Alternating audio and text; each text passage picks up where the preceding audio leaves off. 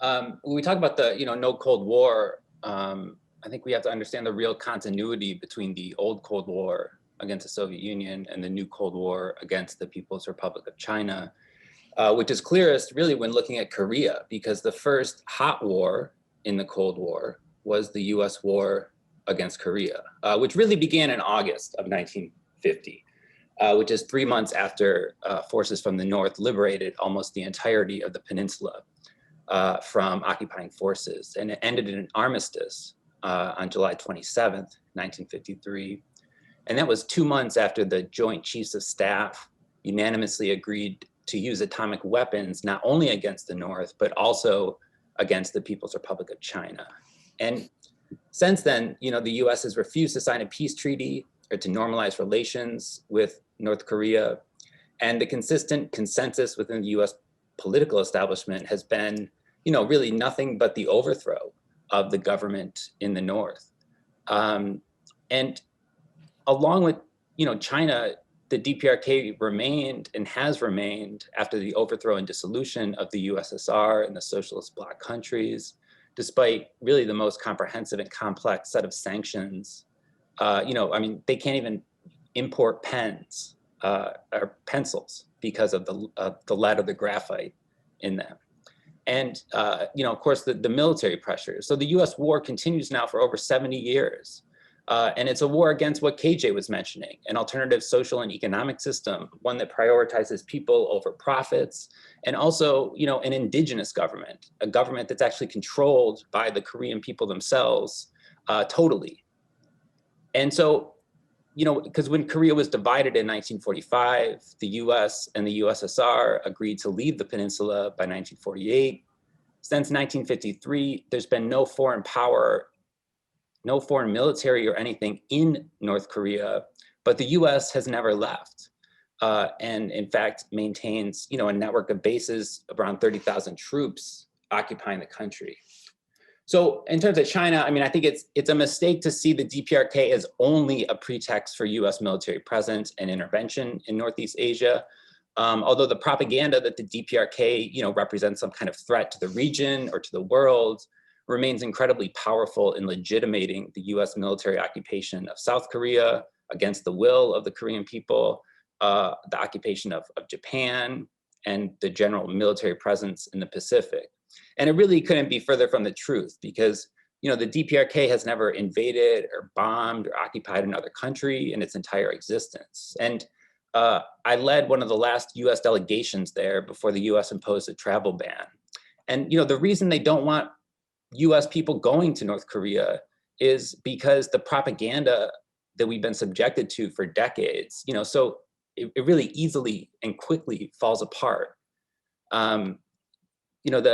The DPRK's military budget is about $4 billion.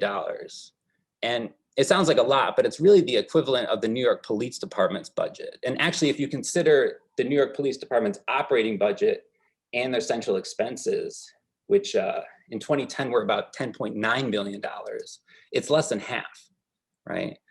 So I think that's an important perspective for us to have. So, when President Moon Jae-in and Chairman Kim Jong-un began normalizing relations, which was really the predicate or what allowed for Trump's attempts at normalization, President Moon's approval rating shot up to 80%. And you could see the approval rating sort of go up and down as relations with the North sort of advanced or declined. And there's a multitude of reasons, that Koreans support peace and reunification and that they desire self-determination. The South Korean government doesn't even control its own military forces, and the US bases continue to expand there.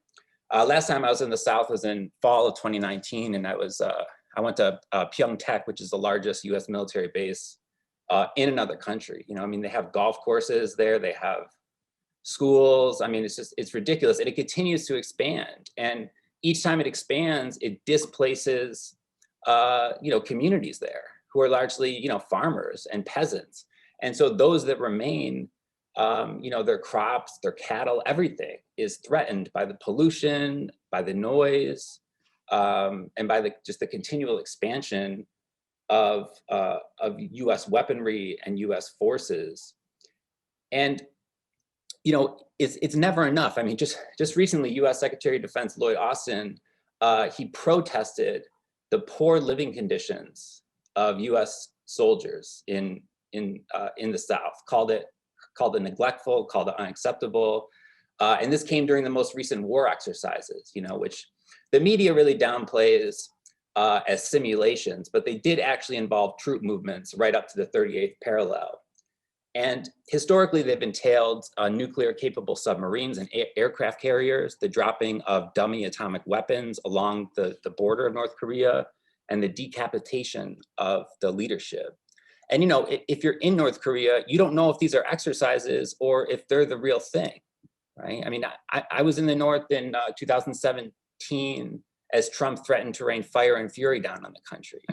And, you know, to sort of live with that daily threat is, you know, it's really, you really see who the threat to peace is. And so for some reason, though, you know, when the DPRK tests a missile, fires a missile into the ocean, it's seen as a grave threat and a grave provocation.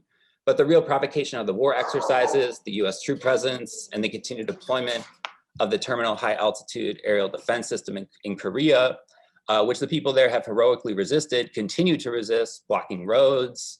And, you know, just recently, 2 months ago, US troops mowed down protesters that were blocking a road to one of the bases that was sort of refilling and restocking some of the materials for the missile defense, quote unquote, missile defense system, which obviously is less about the DPRK and much more about China. And the US is really terrified of the normalization of relations between the North and the South, and also the South's so-called strategic ambiguity between the US and China, which are connected, right? I mean, because, you know, one of the main priorities in Korea for rapprochement is to rebuild the railways, right? Which would allow China not only to access, or which would allow the South not only to access the North, but also to trade much more easily with China.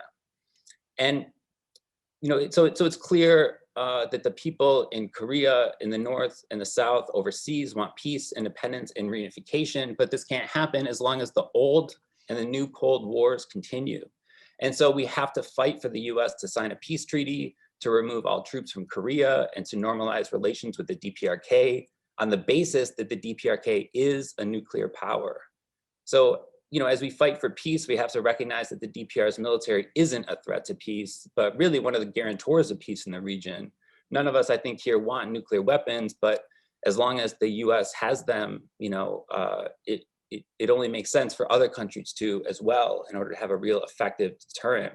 And in terms of building this movement, we really have to fight against the increasing demonization of China, but also the more deep-seated and long-running demonization and propaganda against North Korea, against its people, its government, and its leadership. Peace with China is intricately connected with peace in Korea. The war has lasted for over 70 years, and it needs to end now before a war with China begins. The Korean people have been fighting for peace that entire time, and it's really time that the entire world peace movement join them, because only a global peace movement of the people and not the actions of individual US leaders is the way to win that peace. Thank you.